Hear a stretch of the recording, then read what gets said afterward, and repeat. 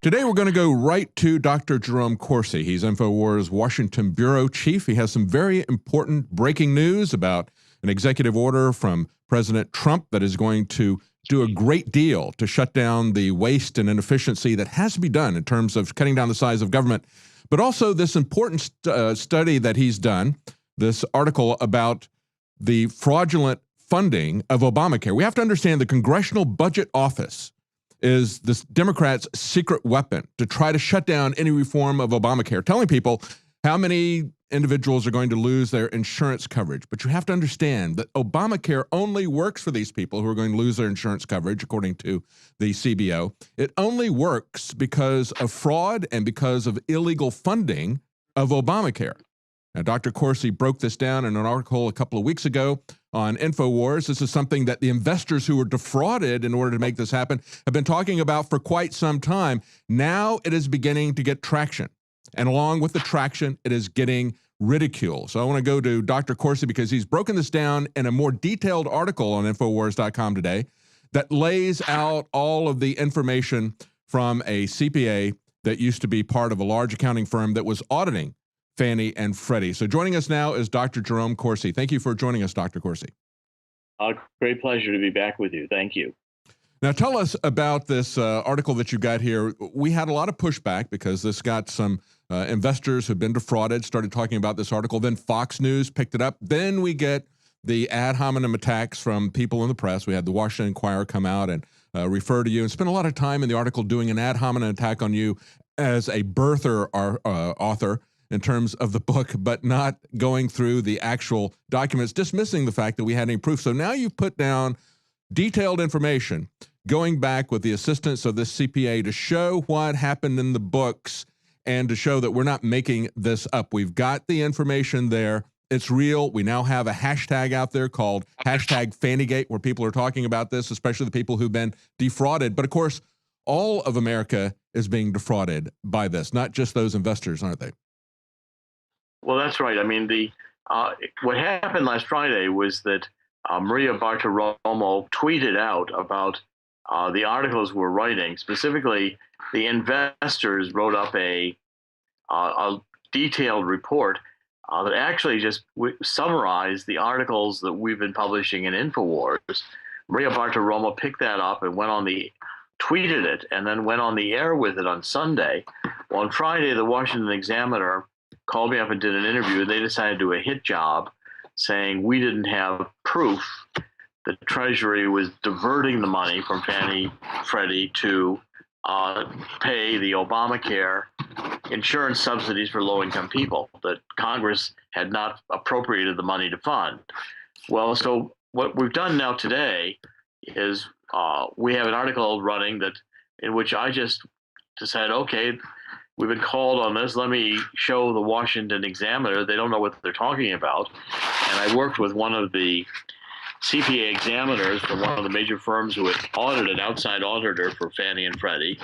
And we put together this article where we went into the Treasury reports, specifically for 2013, and showed how in the report they account for what they call the net worth sweep gains and losses on the GSEs, government-sponsored entities, which are Fannie and Freddie. And the documentation makes it absolutely clear that Treasury started receiving the first of these sweeps. Remember, they're confiscating all the profits out of Fannie and Freddie. The investors who own stock aren't getting paid. That's right. They're not robbing Peter to pay Paul. They're robbing Fannie and Freddie to pay Obama and pay for Obamacare. Yeah. And the money starts in March of 2013, and Treasury recognizes how big this is going to be, that it's going to be $130 billion that they're going to get. And that's minimum. It actually turned out to be $260 billion. What we did is we went into the Treasury annual reports, all the financial data in 2013. And you can see that in March 2013, the Treasury begins receiving money from Fannie and Freddie, and they're booking it as revenue coming in from the GSEs, the government-sponsored entities, and the Treasury figures out they're going to get about $130 billion in 2013 from the net worth sweep. The net worth sweep was Treasury had decided to take out all the earnings of Fannie and Freddie and not pay the private investors anything, just stole it. Hmm. Okay, now what the Washington Examiner was saying is we couldn't prove that that money went into Fannie and it went into Obamacare. But yet we did an analysis of it and we showed how Treasury put this money into a construction building fund and then transferred it out into the accounts established for Medicare and for health in general in the accounts of the Treasury and their expenditure accounts. So we were able to mirror all this data and show that the money came into Treasury, the net worth sweep from Fannie and Freddie. They put it into their general fund account. Then in their expenditures, they allocated it to a construction account and shifted over to the two line items in the Treasury expenses that were earmarked to provide Obamacare money. Wow. So we have a complete accounting analysis and documented it out of the Treasury reports, which which is CPA analysis of this, which I think is ironclad, Yes. and I think it makes it absolutely clear that the money was, the Obama administration. See, the problem was the Obama administration had these insurance subsidies in Section 1402, which meant that poor people, low income, couldn't pay for the insurance that Obamacare required them to get. So Obamacare said, well, we'll give you a tax subsidy and you'll be able to pay for that. Congress did not appropriate any money for Section 1402. So Obamacare had no way to pay the insurance companies the subsidy between what the insurance required under the Affordable Care Act cost and what the low income people could afford to pay. And if they couldn't meet that subsidy, it meant Obamacare was bankrupt because the insurers would be having to give away the insurance without getting the full premium because the low income people couldn't afford it. Now, that was a huge problem. When the Treasury recognized this in 2012, they began scrambling and they found this money in Fannie and Freddie and they started stealing it, reallocating it to pay the insurance subsidy. The problem was Congress did not appropriate any money to fund Section 1402, and a district court case told ultimately the Health and Human Services they couldn't use money appropriated by Congress for another purpose to apply here. So Treasury did it all on the sly. Mm-hmm. They did it all through the bookkeeping that we identified. They did it in defiance of Congress and in defiance of the courts, and then they did it in defiance of the investors as well. I mean, this is outright theft. And in defiance of the Constitution, because the federal government isn't supposed to be funding itself. That's supposed to all come from Congress. When Congress tells the executive branch you can't have the money, Congress doesn't expect the investment, the executive branch to go find it somewhere else or to go steal it from Fannie and Freddie and spend it anyway. I mean, how did they justify this, Dr. Corsi? How did they justify this net sweep that they took out of there? I mean, this sounds like civil asset forfeiture and the war on drugs. How did they justify that's another thing this? I'll explain in some future articles. What they did was they said that Fannie and Freddie were in financial trouble in 2012, and they didn't want the taxpayers to be stuck with another bailout.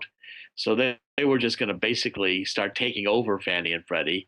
They were going to begin by taking all the earnings. Okay, now it wasn't true. Fannie and Freddie were actually in such good shape they paid the Treasury $260 billion. The Treasury again fixed the books to say that Fannie and Freddie were in dire condition in 2012, ended the agreement, the preferred stock agreement, where the usual shareholders, the private shareholders, would have gotten paid, and instead confiscated by Treasury all the earnings.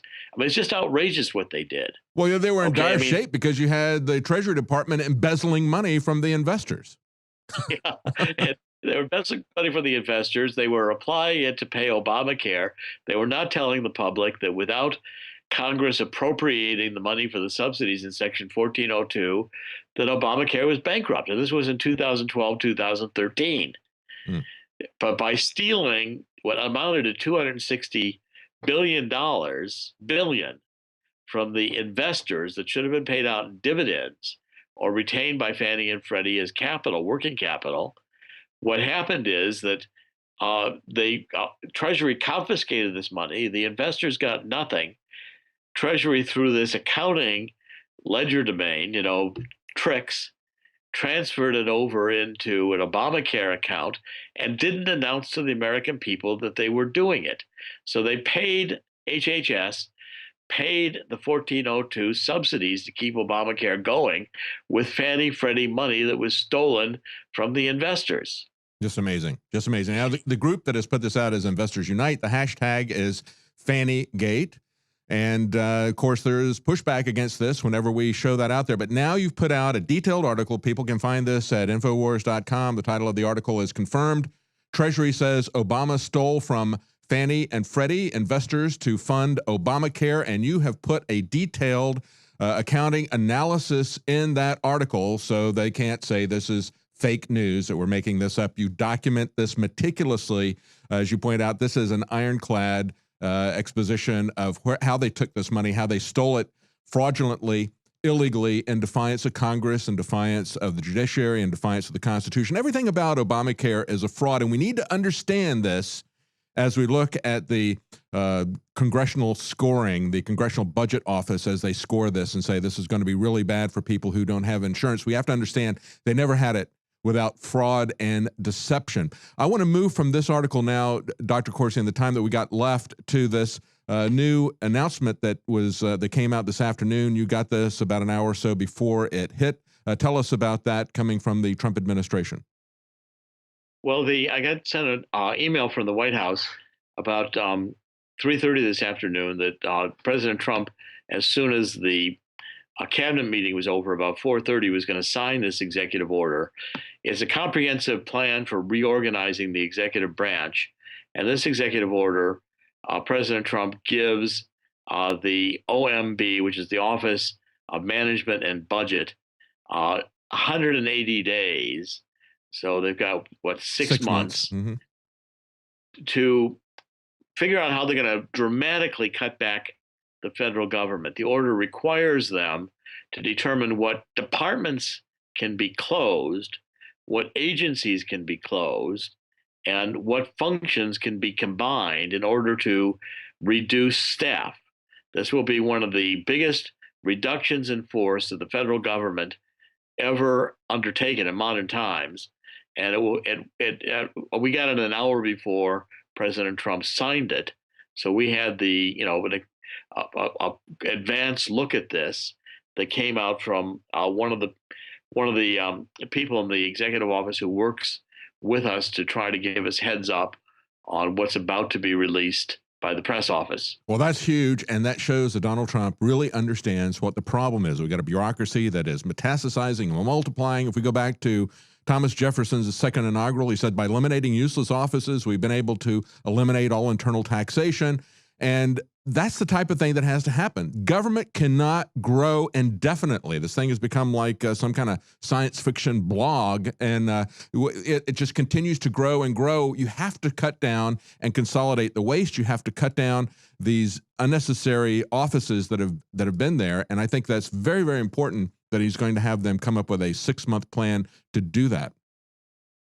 And also, the executive branches, we're talking about, the Environmental Protection Agency, the State Department, the Department of Justice, all these departments are packed with Obama and Clinton supporters, leftists, who are doing everything they can to block, oppose, resist, to destroy, destruct President Trump's agenda. And so by getting rid of these functions, these agencies, maybe closing whole agencies. I mean, I'd love to see a recommendation that we don't need the Department of Energy, or we don't need the Department of Education. Yes. Oh, absolutely. Or Commerce. But, go back to education. That was what Ronald Reagan said he was going to do. It was created by Jimmy Carter. It was less than 4 years old. He could have killed that thing. Like I've said many times, Rosemary's Baby, he could have killed it in the crib. Instead of, they fed it and nurtured it till it became many times larger.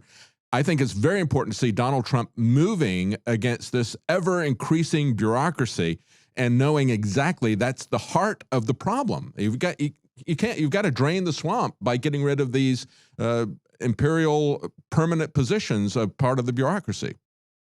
And all these people in the bureaucracy do is sit there all day long and make rules, which is essentially they Yes. become little legislators. Yes. They don't report to anybody in the Congress, and they make up their own rules, which then get promulgated in the Federal Register. And this is another way to essentially reduce taxes, because Yes. these regulations are all enormously expensive for the The private net economy. result of this permanent bureaucracy is that we have not only taxation without representation, but we have legislation without representation. That's so important. We look forward to your article breaking that down. Dr. Jerome Corsi joining us. Thank you so much, Dr. Corsi. Great pleasure. Thank you very much. Thank you.